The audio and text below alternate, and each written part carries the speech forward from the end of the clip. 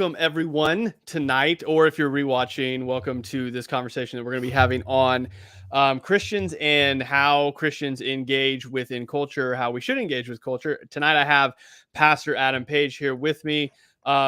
Met Adam over on Twitter, which is probably where I would assume most of you probably know him from. I guess you have a bit of a following over there.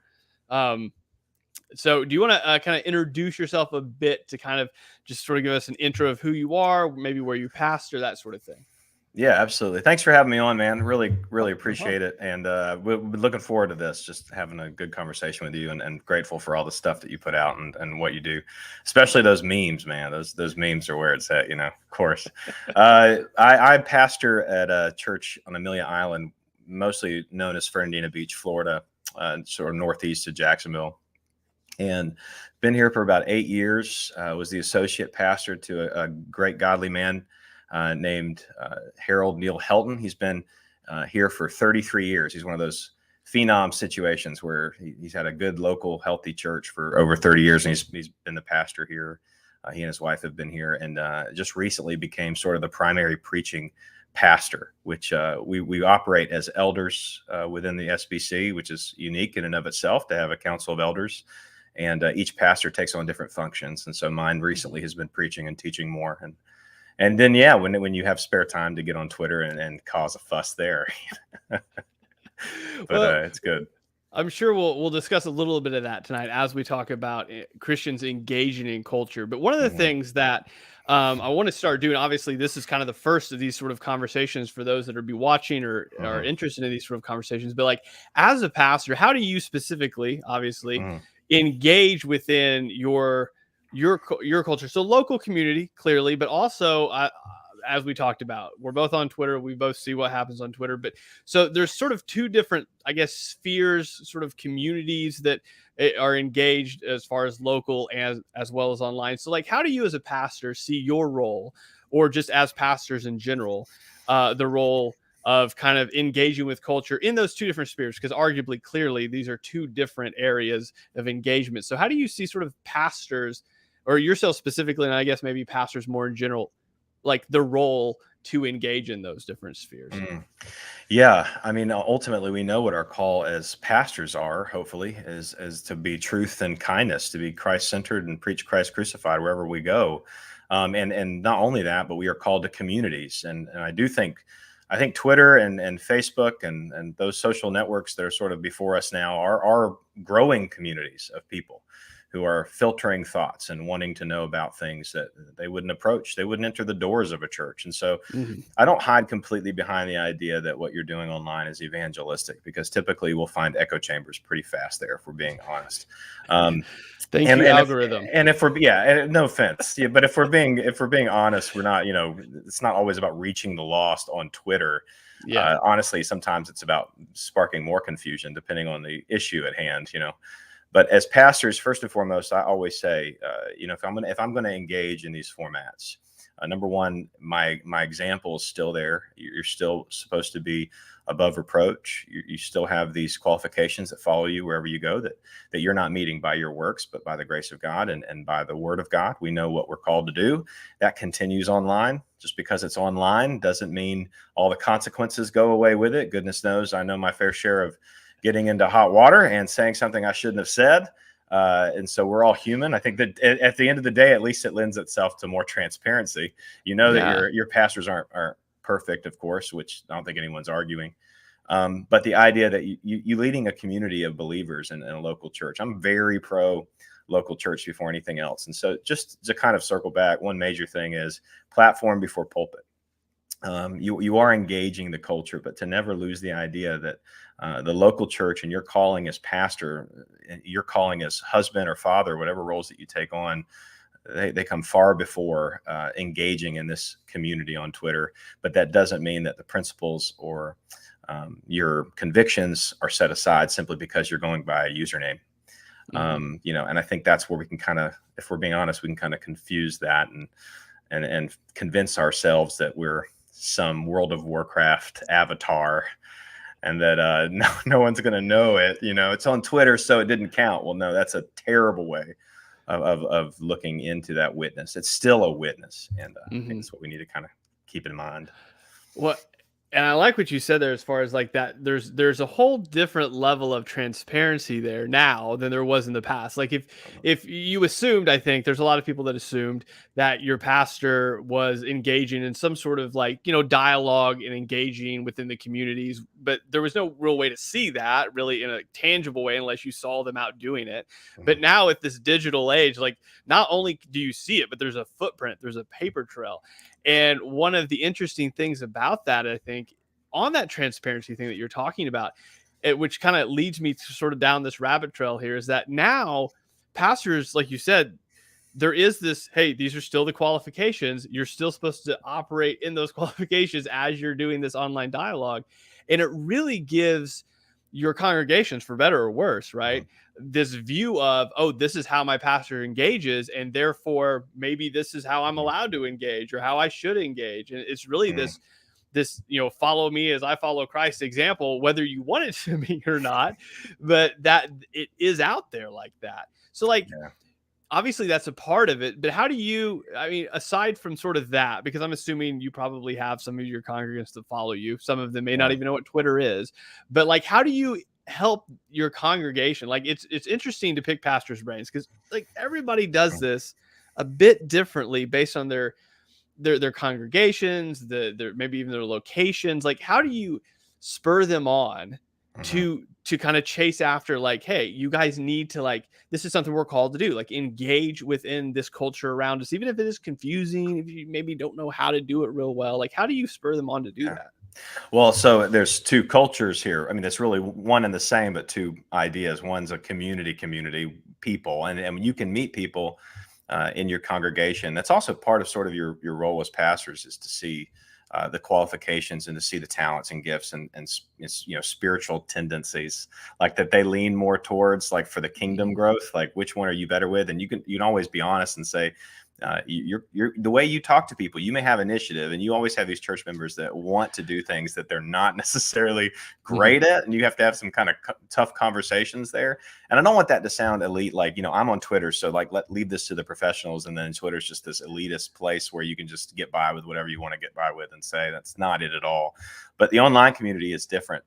Than face-to-face interactions, than meeting people, and some people I know that I would never want online or on Twitter engaging in some of the same things I'm engaging with, because they have a short fuse, or they tend to promise things that they can't deliver, or it's too much for them. The idea, based on even their generation, this is second nature to the generation underneath us, the generation above us. This is still a Yeah. learning process, and there can be a lot of mistakes made. Heavy, and you are judged by your online persona. If all people know is your online persona, Yeah. and so we know things about our engagement with the culture that we see in, not only the book of Romans, but see the differences of the Jerusalem church and the Antioch church. And when you look at what we're called to do, I don't think it's called to isolate. I think when I first got on online, there was a lot of Benedict option reading and kind of saying, man, should we even be doing this? And if my wife, like if she could snap her fingers, I wouldn't have any social interaction and any engagement. No, I shouldn't say complete interaction, but Yeah. any online, like it just all disappear. I'd try to log in and, Mhm. it'd be nothing. And to her, that's just her nature. Like she's Mhm. so wonderful with people. She meets people and she just sees no need. And my little brother's also a pastor in the same county, and he's about 30 minutes away, and he never engages in online anything. And Yeah. but that doesn't mean he's having less of an impact. It just means he's having a different impact. And so I think you have to kind of see the merit in Mhm. both online community as well as your people, your focus group, where God has physically planted you, does not need to lose importance simply because you're logging in 4 hours online, which then turns into this whole other complication, to quote Paul David Tripp, of like, where's your stewardship of your Mhm. time? So it really rabbit trails into some other conversations. But my Yeah. encouragement to the congregation is, if you can still exhibit the fruit of the Spirit, and if you can still be a good ambassador for Christ Jesus, then of course engage online and perpetuate the name of Christ Jesus, and evangelize and develop relationships. I've had some great relationships. I mean, we wouldn't be talking right now That's true. Yeah. if I wasn't on Twitter or anything like that. But I think there's always, with everything you do, there's going to be an element to biblical convictions, principles, stuff that you got to stick by. And if you're ever in a situation where you need to take a break from it, take a break from it. If you're in a situation where you said something stupid, move back. So sometimes same principles apply when you're in person and when you're in the online community. But I think overall, if you can do this and not consistently stumble or cause others around you to stumble, then engage in that community and be a voice of truth and kindness. Because I think there is you might get to this later, but I think there is an insane fight amidst us right now with church and culture, where the voice of truth is needed, but it's not just yelling, and it's certainly not just debating. There's a voice of truth and kindness, and you just got to be very, very careful about how you're presented. The online world is without tone or context. You can clean a lot more up in person. No, and let's go down that trail, because when you were talking about that a little bit earlier, I think that is something that a lot of people, something I had to learn really early on, especially on the Instagram part of it. And then Twitter's a whole different animal, but it's similar that same regard, is that you really have to understand, like, okay, you don't match tone for tone, because most people, whenever they're engaging online, I notice, especially when they're either first starting off or just it's their personality. Like, it is like, who cares who's behind this picture? Who cares behind who? It doesn't matter who. They're not real people. We'll just, malign them. And you really have to develop a pretty thick skin pretty quickly, or you do start taking it very personally. What I've noticed, and I'd be interested on your input before we kind of go further down this trail. But what I've noticed is these online discussions, sometimes arguments that I have actually have helped me develop a better in-person back and forth, because you do start to be like, no, like this person's human. Like they're like, this is somebody's brother, somebody's mom, somebody, right?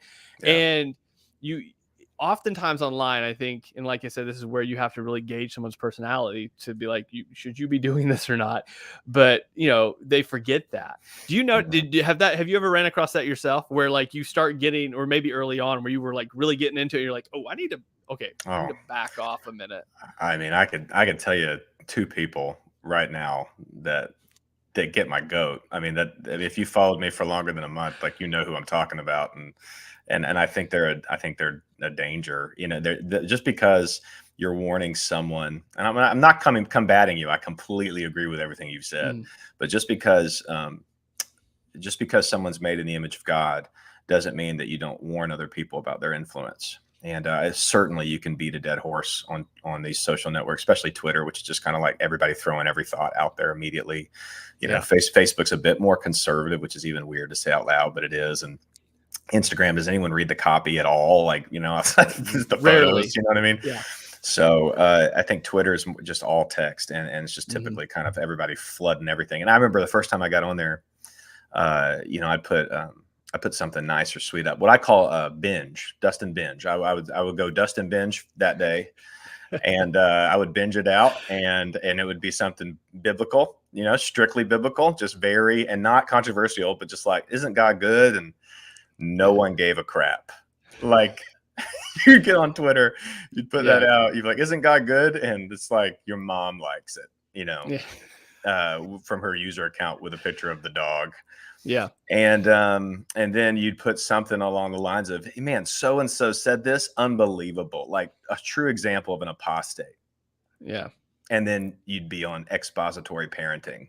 Just like machine. Immediately. Yeah. Yes. Immediately. It just you could hear the pitchforks. And so at that point, I realized that the tone of Twitter is different. And, and it's filled right now, line to line, with people who tell us how unfruitful Twitter is on Twitter. Like I think it's constant. It's like every day, guys, we really shouldn't be on here.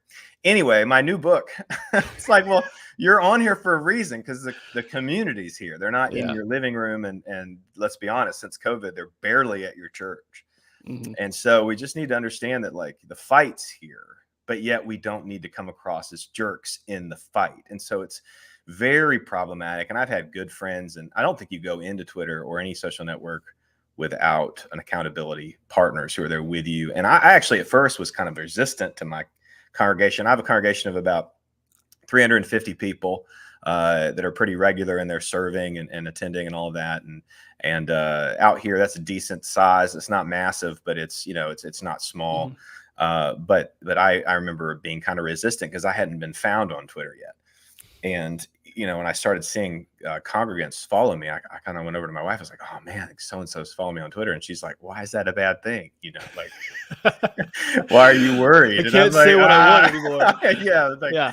I started realizing, oh, like, you know, this was, and it's like what you just said. Like, I Yeah. realized not only my own shortcomings, but the areas where I kind of like fine tune my beliefs and fine tune my Mhm. convictions. And I mean, if there's transparency and honesty and everyone realizes they're human, great, go for it. But if you're doing serious damage to your ministry, your ability to minister, and we can name names there too of people who probably have exhibited that in the last 6-7 months, maybe even some surprising names, then we need to pull off, and it doesn't need to damage who you are in the local church. And it certainly is gonna affect your congregants big time. Yeah. Now, on that similar note, but down the same path, maybe a little of a different area there. So you were talking about time management before. So I think these kind of Mhm. go hand in hand, because it is one of those things where early on in this conversation, you said, you know, or what was it? What was the Uh, term you used? Pulpit over platform or Yeah. platform. Yeah. So yeah, oftentimes I think that right there, people try to build this, you know, this thing online, definitely using rage. If anybody runs an account anywhere, you know what you just stated a while back was true. Like, or the rage machine will gather 1,000 more people than not. And I Yeah. think sometimes people really build an entire platform on that, and then you get like so consumed in time wise to that Yeah. that you're not even as a Christian trying to engage culture anymore. You're literally just being like, what fire can I set today? You do. And Yeah, yeah, it's like Gollum in the Ring. You do. yeah. You see that in front of you, and it's tough to take. So, like, do you find days where you're just like, I'm not touching this app today? Are you kind of like that? Because you're not post crazy. Typically, what you do is No. related to your Uh, content. yeah, early. So this is what I learned early on, and I think this is what I tell people, and maybe this will be helpful to some people that engage online. Mhm. Early on, because my account over on Instagram was never meant to be anything like it is. It was never supposed. 145,000 followers. Like, Exactly. So it was I never saw supposed that, to and I'm be like, that big. what is happening? Yeah. And it did. It got that big. And I Huge. thought, and what happened was for a moment, and my wife is my greatest helpmate in regards to the humbleness factor. She's like, these are fake internet people. These are not, it's not this big of a deal. Because it gets to your head. It Yeah. really does. And Right. then you start being like, oh no, what do I need to post next so that nobody leaves? And so this thing Mm, still maintains this deal. And you really do have to get to a mm, point like, yeah, there is this point where I had to stop and be like, all right, just do what you were already doing. Just post what you were already talking about, post what you were reading about, post about the conversations you were already having. This is not a thing. You are not that important. It does not matter. And that's where it really does come to the point to where you're just kind of like, okay, if this thing gets 200 likes or 2,000, I don't genuinely care. And oftentimes it's a real check in my spirit if I am bummed about that for some silly reason, that I'm like, mm. why am I bummed about that? Did I care Right. about it? Did I believe in that? Okay, great. Nobody, if it didn't hit a chord today, it doesn't matter. It wasn't supposed to. Mhm. Because you can get, like you said, that pulpit over platform mentality for a lot of people. That's Yeah. not just at 140K. That's at 200, that's at 2,000, that's at whatever. Mhm. And there's a real check, I think, for everybody, not just pastors, just Christians in general, to build a big thing online. Right. Like, all right, one of the best advice I got from my pastor when he when he actually found the YouTube channel was that he was like, "Hey, good job, keep up what you're doing." And I was like, "Okay, this great. This is one of the I don't have to like." It was just sort of a weight off the shoulders of, this isn't a performing. This is a, do the work that you were going to do Mhm. anyway, and let it be what it is. And I think sometimes we can try to build something, and then we forget like why we're even trying to engage culture in the first place. And we try to build this thing off of usually rage or hot takes, Yeah. because that's what sells. You find what works. And yeah. And then you just keep doing that. And there's a handful of accounts that I can name that, like, if they stopped raging, their account would die, That's true. because that's all it's built on. Yeah. If you stopped complaining about this, that, or the other thing, no one's going to hang around anymore because you've literally just brought people together around a big fire of hate. And that's the only reason they're there. Yeah. And I think as we engage in culture, and it's one of the things we have to remember, like, that's all you're doing. You're having these conversations.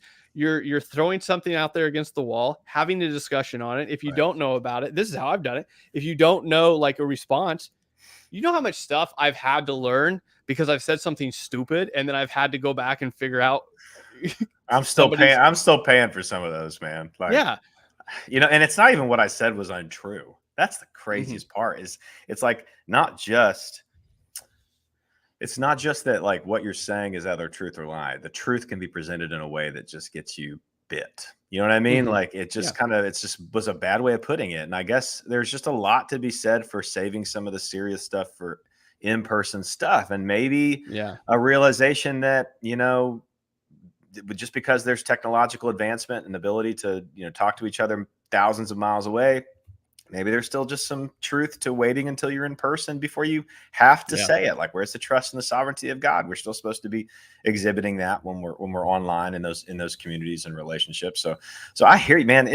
I'm nothing online. Nothing. There's so many bigger people are mad at me to get to bigger dog friends that I have. Like they're like, he knows, Dean or Josh. So they're just like, oh, that's who we need to get mad at first, and then he'll pass that on to someone who matters and who writes books. Like 3,000 Twitter followers. Like, come on. In the grand scheme of things, what it really does is it shows you what idol factories we are and how we can like take even the smallest bit and idolize it and freak out over it. And like, could you just imagine the Chris Pratt level of celebrity that befalls these pastors and why they find themselves in these incredible moral failures and huge issues is because they lost sight. They flipped out over their reach. And I'm just starting to, I was always local church, small church is enough to handle anyway. Like I already have my thoughts on just ecclesiologically what a healthy church looks like. And this includes size in some ways. And this is just reiterated that this is really re-emphasized a lot of those points. I'm like, when your reach even gets big online, you find the trouble finds you. You can be Dustin Binge all week, and it gets after you if it's going to. And so we're entering in more and more of an open, hostile environment against biblical literalism. Nothing new historically, but for us, for our generation, and us, sort of being the new adult generation, this is becoming very real to us. The fight's very real. We have to be about truth, but we also have to be incredibly kind in how we exhibit that truth. And so Twitter is a tough place to practice that. If you're coming to if you're coming to that specific forum, and the whole thing's not about Twitter, it's about engagement, not just with the culture and the community, but also culture online. And that's a huge online forum, if we're being honest, which is why we keep mentioning it. It's a tough place to cultivate those skills. You kind of almost need to go into them and into that social network, not with things to learn, with a plenty to learn, but kind of well settled. Like maybe only like 40-year-old, 50, 60-year-old Christians need to have Twitter accounts or something. Ironically, the ones that mainly won't care. Yeah. Like not on Twitter at all. Like it's so confusing for them. So yeah, I think you're dead on. I think that there's a lot to be said for, the pride of the man and kind of what goes forward and what shouldn't go forward. And I don't want anything that I'm doing online to hurt my ability to reach the lost where I am. That's sort of how I keep, because you're not supposed to isolate. You're not supposed to accommodate. You don't bend a knee. You don't pander. And that's all I feel like we're doing now. It's just pandering to everything, kowtowing to everything. And yet you're not supposed to do any of that. You're supposed to stand on the truth, but you're not supposed to be a jerk either. Like the truth alone will let people feel like you're a jerk. They'll see a jerk in you if they don't believe it or they're against it. You don't have to be a jerk. But at the same time, when you get to the idea that you're supposed to engage with the culture, there's going to be friction of ideas, and friction's okay. We need to stop pretending that just because there's friction, there's insane hatred or I think the most abused word in the English language right now is abuse or attack. I don't even know can you attack anyone online? You know what I'm saying? Like, could we just rob the attack of its meaning? Well, I had that conversation with somebody the other day, actually, and this kind of brings us back around to the main topic of this sort of live anyway. So that's nice how it wraps around. But I had that conversation with somebody just yesterday. I was like, so pushback does not equal attack. Pushback just equals now the ideas are converging together, and you're actually having to, buckle down, understand, and explain in a coherent way what you believe. Right. And like you were saying, and I think we can take this trail for a pretty long time. We'll have to try to focus to stay here. But so as you were saying, like as far as the church and just culture in general, I think we're entering, I mean, if you just look historically, I think we're entering into a time where it's a much more of a flip than most people are used to where now biblical ideas are the minority in regards to how to live life, how to function, how to view, life, the lens through. And that, of course, is going to cause more friction. It's going to cause a little bit more pushback. It's going to cause those conversations to maybe get heated a little bit quicker because of past interactions people have perhaps had with other Christians. Sure. So in that regard, both online and not, what are some of the things that as a pastor you would kind of counsel your people in? Because they're going to come up against things. I've had this when we were just teaching through the Apostles' Creed, and as we were going through that, this just kept coming up where I was like, all right, guys, just so you know, this is an idea in the culture. You may not know about it, but your kids or your grandkids definitely know about it. So how would you counsel your congregation to be like, all right, here's the ideas that are out there. This is a biblical way to interact with them. And you're going to have to interact with them. Yeah. If you're going to engage with the culture, then you need to have a good understanding of why you are engaging and what you're engaging with, right? So the call of the church and every Christ follower is to make disciples. So the first thing I'm always doing with our church is to remind them that the job of the pastor is not to do all of the evangelizing, all of the discipling, that we're discipling disciplers. This is the idea. This is it's sort of a giant pyramid, and it's not hierarchical, but it's the idea that we are giving you the tools by studying the Word of God, and that's where we get our authority. That's where we get the power through the Holy Spirit, and so it corresponds with the Word of God, and it is alive and well in our lives. And you go out and you make disciples, and that's that engagement. So you have to know why you're going out, because some people, I'm sure you deal with this all the time. I'm sure you've done evangelism seminars for that age group, and I spend a lot of time with our students at ABC, and sometimes they're going out there and they have no idea what their mission is. Like, why am I even and have they ever looked at strangers like in the middle of it and we're just like, you're right, I don't know why I'm like, just they panic. I'd rather be playing Xbox right. I desire something else. I'm like, okay, well, so if that's true, and I just talked about this last night, actually, I got to speak to our students, and we were at the end of John 4.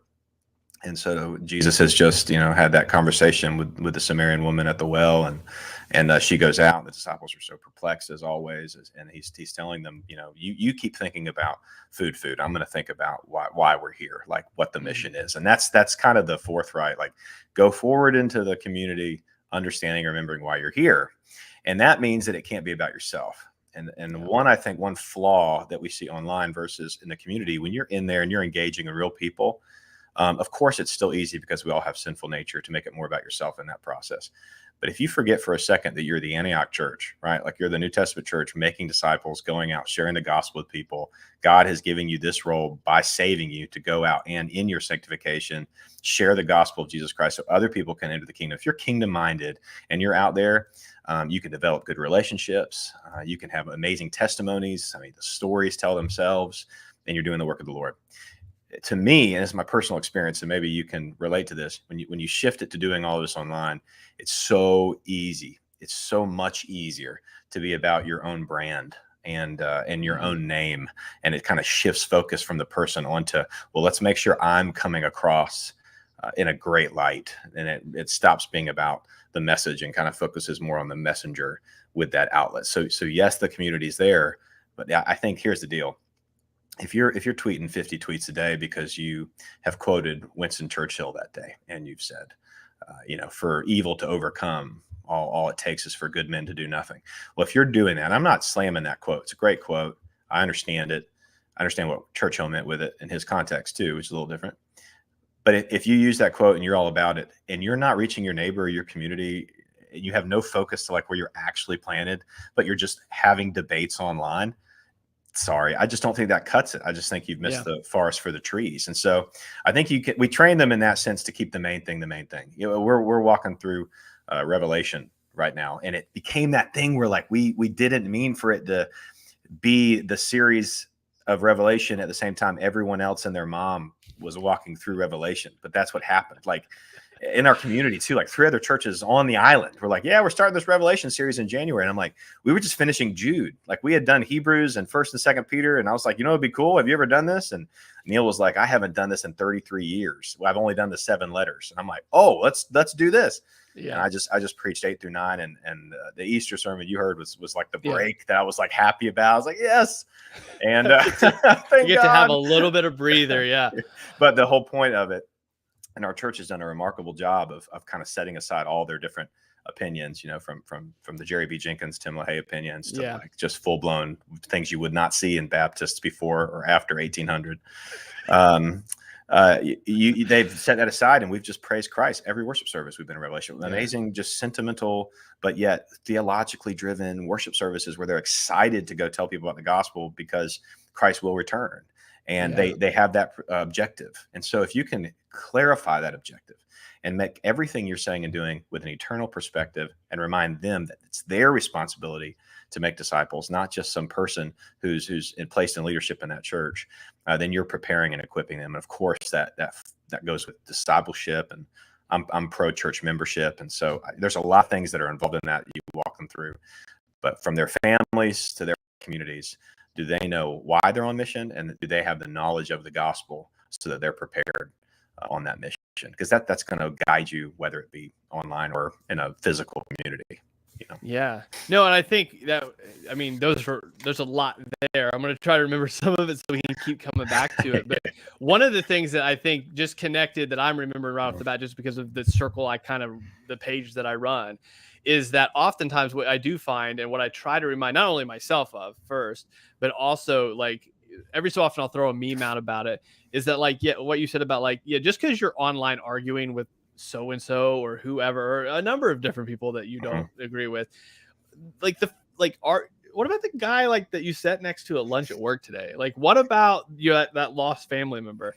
And I think oftentimes, especially in the digital age, when we're training, you know, our people to disciple, I think oftentimes we get like, it's really easy for people to get in their mind because they have their phone in their hand all day long that, oh, this is me evangelizing. This is me engaging with culture. Yeah. But yet they couldn't tell you who's on their school board. They couldn't tell you what's the last thing that got, you know, what's happening. And you're going, okay. And it goes back to what we were talking about at the very beginning of this video. Like, your time management is so off in that regard. Then like you know, I mean, there's a reason, and it wasn't a biblical reason, but it was a reason that Apple put screen time on your phone so that they could be like, hey, we appreciate you on this device, but dear Lord, you're on here a lot. Worried about your health. When Apple's worried about your health. Apple's like, you need to maybe put it down every so often. And I think as Christians, like what you were talking about, just reminding your people like, hey, where are you at? What mission are you on? Like, why are you doing that? And just continually reminding. And I'm so refreshed. Like the more local pastors I talk to, the more refreshing it is, especially with all these sermon reviews we do. And I'm just like, I'm so bummed almost every time I do one, but to talk to like local pastors and be like, no, this is what we're teaching our people. Like, you're on mission here. This community is your mission. This job is where God's placed you. And as we remind people of that like, this is where you're supposed to be engaging. Like, this thing on your hand, fine, great, waste of time. But this is where you're supposed to be engaging. Yeah. I think is a really beautiful thing to see happening, to kind of shift our mindset in a culture that does want you to be on here all the time. Like, the whole algorithm is built to keep you in app. And if it doesn't keep you in app, another app wants to keep you in app. Yeah. And for the local church to be like, all right, like here's where you're supposed to be engaging though. These are the people. So have you seen, like, from that, I'd love to pick your brain on it just to go down this path a little bit more, because I've heard other pastors like see great results from this, and some like a little bit of pushback. Like, what's been the overall like payoff takeaway from this, where you've been able to see like this really take hold in someone's life, and you're like, that's what we're looking for, like that, like they really understand what we're talking about as far as on Mm, mission, like that's they get it. mm. Yeah, I think, I mean, definitely more so in personal relationships. Not, I haven't, it's not like I haven't seen growth from people that I've met and interacted with online, but how can you really Yeah, estimate yeah, that if you don't have a relationship with them? I mean, just like, I guess you're doing okay. It looks good. Have fun. But in person, this young adult age, because I know you probably deal a lot with students, but I'm sure that that's lent its time to these 20 somethings, which I think are arguably one of the toughest places for ministry right now, where the millennial drop off rate is astronomical, and so when you see people go on fasting and seek silence and solitude, and then that come across their evangelism with great fruit and good growth. That part becomes very encouraging. When they're actually, the most growth I've seen when they really truly get this is when they've honestly fasted from a lot of social network and refocused. Like, how you go to youth camp, and part of the reason the kids are having such an incredible experience, if it's not like manufactured, yeah, and you know what I mean by that. yeah. But if they're really like getting, it's because they haven't been like glued to a screen that's not the real world the Yeah, we entire take their day. the camps that we sponsor, they take, like, you don't get your phone. It goes in a Yeah. box when you get there. Yeah. So I think there's something to that. And Mhm. I always remind our students, when you get home, you can still fast from that. Like, it's not like they're not going to kick you off the earth if Yeah. you don't use your phone every day. So I think practicing those spiritual disciplines while you're seeking that missional heart is vital. You know what it's honestly a lot like, bro? You know how like short-term mission trips were all the rage, right? Like when it comes to, like, I don't know, the 90s, and you'd go on like a week-long mission trip to Jamaica, and you'd help build a house, and they'd all take pictures, and that would be their park. And now it's kind of like Insta moments, Yeah. like, look at me here doing my thing for the glory of God, of course, snap. But I think that's it's not so much short-term mission trip as it is like sponsoring people that live there, and then going and developing, cultivating relationships. This is kind of the missional Yeah. shift we've seen in the IMB Yeah. and the NAMB. And I'm all for that. I love that. I love short-term mission trips too. But what I would say on those short-term mission trips to the people going, and that was typically a range of all ages. And this is kind of answering your question about like where you see the most growth. And before we go on those things, or take part in those, like we went up to Durham Rescue Shelter. It's like a mission shelter for guys who were ex-addicts, and we just did a bunch of yard work and lawn work and cleaned their buildings. And it was a family. We're our philosophy of ministry at our church is family equipping ministry, from Timothy Okay. Paul Jones' Family Ministry Field Guide. So we're not getting rid of the programs, but we're equipping families to lead those programs, and it's kind of under Deuteronomy 6, spiritually lead and guide their Yeah. children. So it was that type of mission trip. So I got to say to all the families, if you're not spending the time in preparation for this short-term mission trip, and with your biggest concern right now being, what if someone approaches me about the gospel and what do I say? If you're not taking advantage of those moments here, you're not going to take advantage of those moments there. And so we need to stop pretending that just because it's a mission trip is the time where we turn on and become ambassadors. So I would Yeah. say that the biggest growth process, and what I've seen after the last 8 years at this church, not necessarily in other church or during seminary, is when people put that piece to the puzzle and they go, oh, I'm always on. And that almost is Mhm. full circle for us too, because it's like you're on Oh, yeah. online too. Like, I'm always on as an ambassador of Christ Jesus. Are we praying for moments? Are we praying for opportunities like that? I Mhm. felt so guilty of recently. Just I had lost that portion of my prayer. Like, Lord, give me an opportunity. Almost taking it for granted, like you're a pastor, so they're just going to come to you like bugs come to to light. And it's like, no, not Yeah. necessarily true. They typically can avoid you if they find out what you do for a living. But in all actuality, when people started really acting out their faith in the sense that it wasn't just something they were setting aside for a short-term mission trip, but every day they were going to make effort to look for opportunities and look for people Yeah. to befriend and share the gospel with. That's when I could see that real engagement in the culture was happening from our community of believers. And we have a very loving, giving church, but they constantly get pressed by myself and Neil and the staff to really make most of every day. You've been given new Mhm. morning mercies every day. Go out and engage with the culture every day, because every day someone may it may be their last. and you could be the person that shares the gospel of the living Christ with them. And so that Yeah. matters, and that's been very encouraging. Yeah, I mean, just to piggyback on that, just as a demonstration, like it perfectly connects with that.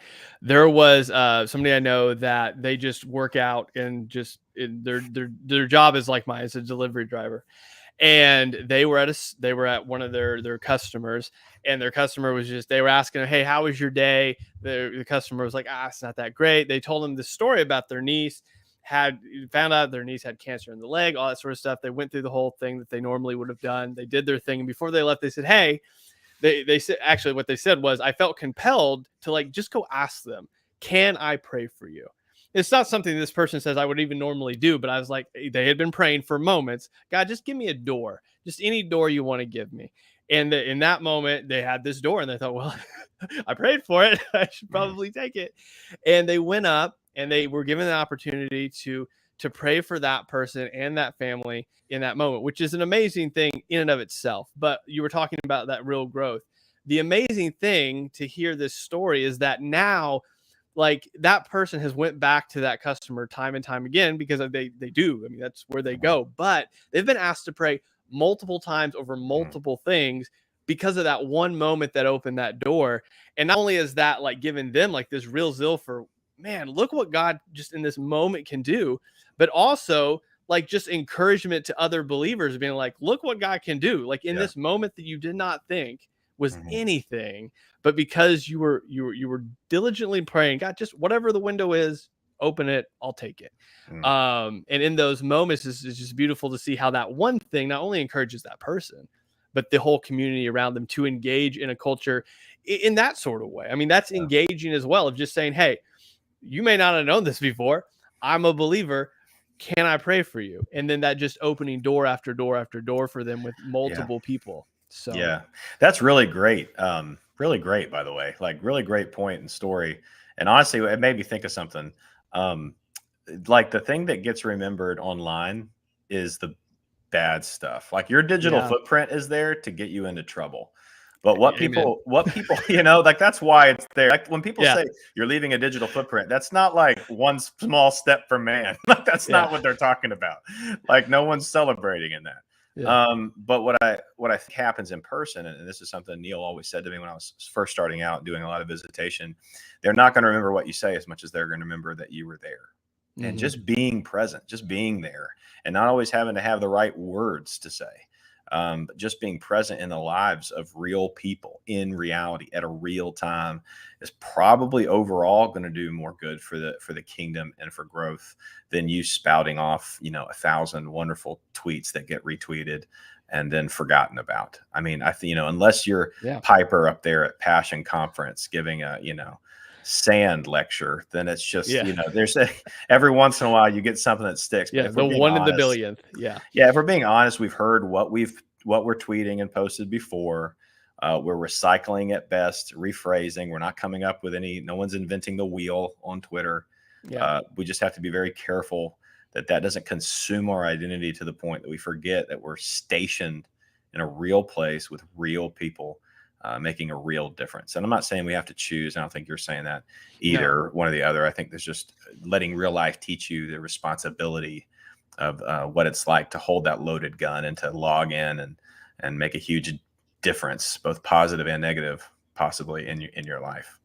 Yeah. So we have about 15 minutes here before we have to wrap up. So let's talk about that. So obviously we would agree that it's an imperative to engage in culture in both of these different spheres. So let's sort of end this out saying, hey, what are your best practices? Maybe I'll let you go first. What are your best practices to make sure that these are balanced, that I am not letting maybe this Twitter thing consume every last minute of my day? Because like we said, there are important conversations happening over here, but also balancing it out with actual ministry over here that, face to face, like you said, the real impactful moments. What are the sort of the lines that you've drawn that you say, okay, well, this is enough today of that. This is far more imperative, important, gospel kingdom building. Yeah, I'm going to do these. Like, I'm going to say one and you say the other. And then I'll go. You know what I mean? Like, it's one of those. Let's do that, because there's some of these where you're like, I mean, I thought of immediately two things. when Okay. you said that. I thought one of, and I had some of these written down, but I like to kind of go more off the cuff. It's just more Yeah. real. I could give you recited answers because you were kind enough to tell me where we were going ahead of time, but like, and that's fine. But I'm not so worried about sounding intelligent. That's sort of my gimmick. But the first thing I thought of was I stopped retweeting things that a bunch of people have already said. And what I mean that too is I include the quote tweets and like posts, because it's not just a conversation about Twitter, but really beating dead horses. I've tried not to do that. Like if it's an original thought or can be a helpful thought of the day or a helpful critique, I'm not just piling on dead bodies, like we don't have to mention his name, but like, let's say somebody who works for Schmatis, Schmoble, Schmooze puts out a stupid article, right? And all that. And then people just pile on. It's like, that's not fun for me. Nor is it honestly something like, I don't know, a godly man should really be known for doing. It's just kind of kicking the guy who's already down. Like it's been said, it's been done, move on. So there are some kind of moral practices that you can have while you're engaging online right away that kind of help you get a good footing in the situation and move on and not embarrass yourself. But then two, there's a practical one at home. We've instituted after 6 o'clock, this thing needs to act like a landline. And I mean like the whole phone. Like pastors don't need to forget their first ministry, which is their family. And so my wife and kids, people will say all the time, man, how do you do all this stuff and put out all this content and work on the book or whatever, all this stuff, and still, pastor a church of, 300 people or 300, whatever, 400 people. And I'm like, you forgot one major portion of my life. Like even in that sentence, I'm a dad, I'm a husband before I'm anything, and that has become a landline. So if we're talking balance, it starts with this thing needs to kind of die. I don't need to be up at 11:30 midnight, still just as actively engaged with this online world.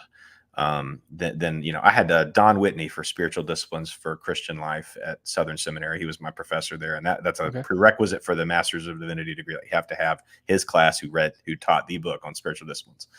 And I remember I was like sleeping in his class one day, like which I did. And it was just tough. I was working in a garage. I was sleeping 5 hours learning Greek and Hebrew. It's insane. Yeah. And I was dead sleeping in his class. And he waits till everyone leaves, and I'm the only one there, and I'm still sleeping on the desk. I mean, it's like I was out, bro, like tranquilizer. And so he nudges me awake, and he just puts his hand on my back, and I'll never forget this. He was just like, sometimes it's a sin to study instead of sleep. And he just helped me in that moment. I'll never forget that because it was just perspective. It's not saying you should stop doing something. It's saying be a healthy steward of what you have in front of you. And seek wisdom as often as you are trying to seek change, and that's that major principle. So I thought of both those things. What are yours? Well, one that took me a really long time as far as the online thing goes to learn was like, you don't have to get into every argument that someone brings to your door. What would happen is when I first really started getting engagement from people, mainly people that disagree with me, I felt the need to like, I've got to reply, come back to all of these things. And that is endless hours upon hours of debate that just is not necessary. Most of the time now, I won't even reply to a comment. You can say whatever nonsense you want to. I'm just going to let it sit there because there are plenty of people that apparently have the time to complain and argue with you. I don't. It's like it's like in The Office when Andy Bernard sees like the documentary, for the first time, and he's on YouTube and he has to keep responding like they're talking about how stupid he looks playing the banjo. That's online. That's the online world. It's true. That is true. Yeah, because you feel the compulsion, and you just have to realize like these people will never stop. They will just keep coming, and when one stops, there will be somebody else, and it's just you. You don't have the time for that. And then the second one is like you said with the family part of it. There was a point in time for whatever reason that I always had like some spicy meme that I was going to post on Tuesdays. And Tuesdays, because of how my job works out, Tuesday is date night.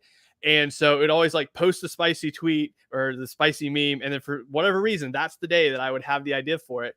And then I would have to fight all night, like not like getting in the comment section while my wife is across the table from me. Right. And and she was very, again, guys, have an honest, blunt wife, just to be like, hey, dummy, here, that not important. Like, There was one point she named my phone. I forget what it was called. It oh, was some did you get the Olga or other something. woman name? Yep. Yeah, Yes, yes, yeah. dude. So you and I are So living parallel universe lives. yeah. So it was one of those things where it was like a real like, okay, this is a point where and I even caught myself a few times. And luckily my kids, again, maybe just get the bluntness from their mom, but they'd be like, Dad, like we're playing. What are you doing? Like Like, you're and on just, your phone. yeah. So I had to chuck this thing in the Is other there room. anything more gut wrenching than your kid like coming Well, up to you and then you telling you think that? you're like, wow, that's what you're going to remember. So one of the things I think in that balance is be like, okay, one, these people can wait. They're going to argue with my dead corpse. That's how fervent they Yeah. are. It Yeah. doesn't matter. These people matter. Yeah. And so to have that balance of being like, okay, this is what is important, and sort of to tag on that, there's been times where like I'm writing a sermon and then I'm also trying to do these tweets or these replies over here, these DMs over here, and it became very apparent one time. My pastor was really kind about it. He had no clue. That's like what he was like, hey, that sermon seemed a bit distracted. What was that about? And I was like, yeah, I was over here. And it's just remembering that, like, hey, like there are things that are far more important than this engagement that you perceive is so important to have. There is a break off point to where you go, this is not the main. This is, in fact, if you were to structure these, this is the very least important of all the things that you're doing, and you're treating it as if it is the most important. Right. And what's been really freeing is there's been stuff that I've had scheduled online interviews, things like that, that I've had to message the people like, look, a family thing came up, a thousand more important than this thing. Yeah. Gonna cancel. Yeah. And there are things that really mentally, if like I was moving to make this like a full-time thing, like you wouldn't cancel that thing. But it's one of those things where you go, this is way more important. What is my kid or what is my family member? What is this, congregation member going to remember a week from now that I gave them up for this randomness? Yeah. And just to have that perspective of like this, like what is really important here, and have people around you that will tell you that. That's what I was going to add. Yeah. Is to make sure you have accountability and people around you to kind of say, like, I have very honest church members, not just as my wife, incredibly honest. We've been together for 13 years. So she understands me pretty well, better than anybody else. And you can kind of tell that, all throughout my life, there was a center of attention thing, which led to caring more about what other people thought than, what the Lord expected of me and wanted of me, which I think is hopefully progressing in the right direction. But there are guys, our age and older specifically, it helps to have guys who like have nothing to do with social media in your life. It also helps to have guys who do have the same kind of engagement with social media, and for them to hold you accountable too. But man, without that kind of accountability, you're just kind of out there. You don't know necessarily how you're coming across all the time or what you're doing. Like, I think even, in our relationship or anybody else's, if you know someone that's a brother in Christ or a sister in Christ, in the appropriate setting, of course, and you can say, hey, this came across this way. I think you need to be open to that. And I think that's one more characteristic of the online world. It's all give and no take. It's all, you get to say whatever you want, however you want. If someone comes back with any criticism, I mean, how easy is it to get blocked on that forum? Like by people who could agree with you about everything except for like one thing. And you come back on one thing, they're like, nope, no thanks, and block you immediately. And you're like, oh, could you imagine if this was real life and you had this relationship with your congregants, or that they'd leave with a single disagreement? So I'm very thankful that it's not the real world, but you do need reminders and accountability that it isn't. I also love the idea that like just because it's Tuesday, you get like a prophetic meme. Like I didn't know, like to me, that's incredible that you could just get like this idea from the Lord, like Nathan. Well, in case anybody's concerned, I don't think anything out ahead of time. If it's posted, it was probably thought up 10 minutes before. And I thought you were going to say, hey, everybody, just to clarify, the Lord's not audibly speaking to me and meme that ideas. too. If you wanted to clarify that, that's fine. That too. But that was really good. Yeah.